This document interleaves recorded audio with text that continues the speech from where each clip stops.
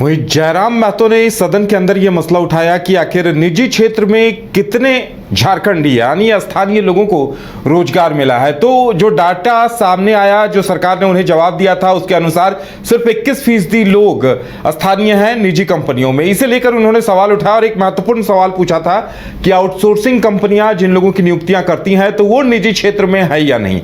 इसका जवाब देते हुए मंत्री फंसते नजर आए, सुदीव्य सोनू भी आ गया है और इसके बाद प्रदीप यादव ने आउटसोर्सिंग कंपनियों को लेकर कई बड़े खुलासे किए। उन्होंने कहा कि आउटसोर्सिंग कंपनियां कई अनियमितताओं में लिप्त है, जांच कब होगी।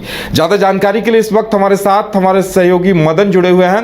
मदन, एक तरफ निजी क्षेत्र में स्थानीय लोगों की नौकरी का मुद्दा जयराम महतो ने उठाया, तो प्रदीप यादव ने आउटसोर्सिंग कंपनियां जो गड़बड़ी कर रही हैं उस मसले को उठाया था। तो क्या कुछ हुआ इस पर सदन के अंदर? तो जयराम महतो ने निजी क्षेत्र में आरक्षण के मुद्दे को सदन में उठाया और सरकार पर हमला बोलते हुए कहा कि आप बताइए कि आखिर निजी क्षेत्र में युवाओं को या झारखंडियों को, स्थानीय लोगों को रोजगार क्यों नहीं दिया जा रहा। और उन आंकड़ों को उठाकर उन्होंने कहा कि सिर्फ अभी तक 21% लोगों को झारखंड में रोजगार मिल पाया है। और उसी के बाद प्रदीप यादव भी आ गया है। उन्होंने आउटसोर्सिंग एजेंसियों की पोल खोली और कई ऐसे तथ्य रखे जो हैरान करने वाले थे। जयराम ने यह भी पूछा कि निजी क्षेत्र में सरकार के जवाब के हिसाब से 2,46,000 अगर लोग नौकरी कर रहे हैं तो सिर्फ 53,000 ही झारखंडी क्यों हैं।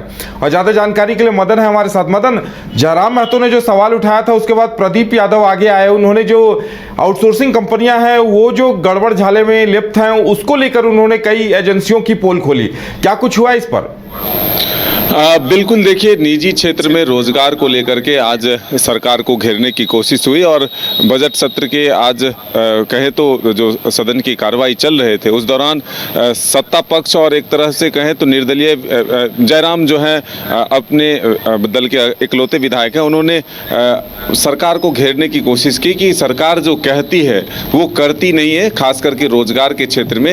ये सवाल उठाया और ये पूछा कि कितने आंकड़े हैं राज्य में जो कंपनियां हैं, निजी कंपनी जो निजी क्षेत्र में रोजगार दे रहे हैं। वैसे में झारखंड सरकार जब 75% स्थानीय को नौकरी देने के प्रावधान लाई है तो ऐसे में कितने लोगों को अब तक सरकारी ये प्राइवेट कंपनियां नौकरी दी है, ये आंकड़े सार्वजनिक करे। तो ऐसे में अब जो आंकड़े आए हैं वो बेहद ही चौंकाने वाले हैं और लगभग 2.5 लाख नौकरियां जो है यहाँ निजी क्षेत्र में लोगों को मिले हैं और उसमें से लगभग 50,000 के करीब जो है स्थानीय लोगों को रोजगार मिले हैं। वहीं अब आगे इस कड़ी को बढ़ाते हुए सदन में ही आज कांग्रेस के विधायक प्रदीप यादव ने मामला उठाया कि आखिर झारखंड में जो निजी कंपनियां एक तरह से एजेंसियां हैं वो मेन पावर सप्लाई करती हैं, वो बाहर की कंपनियां हैं और यहाँ जिस रेट में वो लोगों को रोजगार दे रहे हैं वो कहीं से जायज़ नहीं है। वो पैसों का जो है एक तरह से बंदरबांट करते हैं, टेंडर किसी और रेट से होता है और मेन पावर को कोई और रेट दिया जाता है। साथ ही उन्होंने यह भी सवाल उठाया कि बाहर की कंपनियों को सिर्फ प्रायोरिटी क्यों दिया जाए, क्यों ना झारखंड की कंपनियों को भी प्रायोरिटी दिया जाए। जो मेन पावर सप्लाई करने वाली झारखंड की कंपनियां हैं वो उसे तरजीह नहीं दिया जाता है टेंडर में। तो ऐसे में एक सवाल जो है घेरने की कोशिश हुई है। वहीं प्रदीप यादव ने यह भी उठाया कि अगर यहाँ से स्थानीय नीति और एक तरह से कहे तो जब रोजगार को लेकर के ओबीसी को 27% आरक्षण दिए जाने की मांग को लेकर के भी जब यहाँ से केंद्र को भेजा जा चुका है तो ऐसे में सरकार की मंशा क्या है। सरकार जो आरक्षण की बात करती है तो ऐसे में सरकार केंद्र तक पहुंचकर अपनी मांगों को मनवाने के लिए क्या प्रयास कर रही है, सरकार आगे क्या सोच रही है, इस दिशा में आज सरकार को घेरने की कोशिश प्रदीप यादव ने की है। वहीं जो मंत्री हैं दीपक बिरुवा, उन्होंने जवाब दिया कि सरकार अपने स्तर से इसी विधानसभा से इस बिल को पारित करके भेज चुकी है और सरकार फिलहाल ये मामला जो है कोर्ट में है, कोर्ट के फैसले का इंतजार किया जा रहा है। कोर्ट जो फैसला देगी उसके बाद हम आगे डिसीजन लेंगे, लेकिन अगर जरूरत पड़ी तो सरकार केंद्र सरकार तक भी दबाव बनाने के लिए जा सकती है।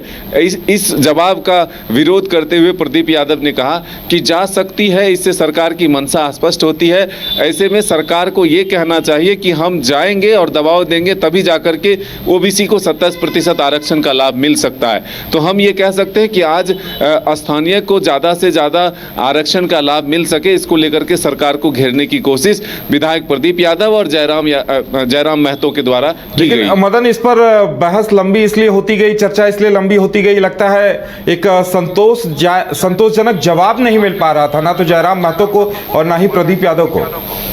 बिल्कुल, देखिए दोनों ये कह रहे थे कि सरकार जो कहती है वो करती नहीं है। अगर 75% निजी कंपनियों में स्थानीय को आरक्षण देने की बात कह रही है तो 2017 से लगभग ये कानून बन चुके हैं। तो ऐसे में जब से ये कानून झारखंड में लागू हुआ तब से अब तक के आंकड़े जो हैं वो बेहद ही हैरान और परेशान करने वाली है। अगर 2.5 लाख लोगों को रोजगार मिली है निजी क्षेत्र में, तो इसमें 50,000 सिर्फ लोगों को क्यों झारखंड के लोगों को रोजगार मिली है, ये सवाल किया गया जयराम महतो के द्वारा। तो अब जो मंत्री ने जवाब दिया है उससे वो कह रहे हैं कि अब जो नियुक्तियां होगी उसमें यह लागू हो रही है, पहले से जो नियुक्तियां हो गई है उसमें कोई बदलाव नहीं किया जाएगा। तो ऐसे में अब ये देखना होगा कि आने वाले दिनों में ये आंकड़े जो है कहां तक पहुंचती है और जो नियम बनाए गए हैं उसका कितना पालन होता है। वहीं दीपक बिरुआ को घेरने की कोशिश जो है प्रदीप यादव ने की कि अगर ओबीसी को 27% आरक्षण देने की का विचार जो है आप रखते हैं तो फिर केंद्र पर दबाव बनाने का क्या विचार रखते हैं। जो दूसरे राज्यों ने केंद्र तक दबाव बनाया, क्या उसका पहल हम या फिर उस तरह की पहल हम नहीं कर सकते हैं, यह बात जो है सदन में विधायक प्रदीप यादव ने रखा है। चलिए मदन, हमारे साथ जुड़ने के लिए और तमाम जानकारी देने के लिए आपका बहुत बहुत धन्यवाद। तो देखने वाली बात ये होगी कि इस पर आगे सरकार क्या कुछ कदम उठाती है।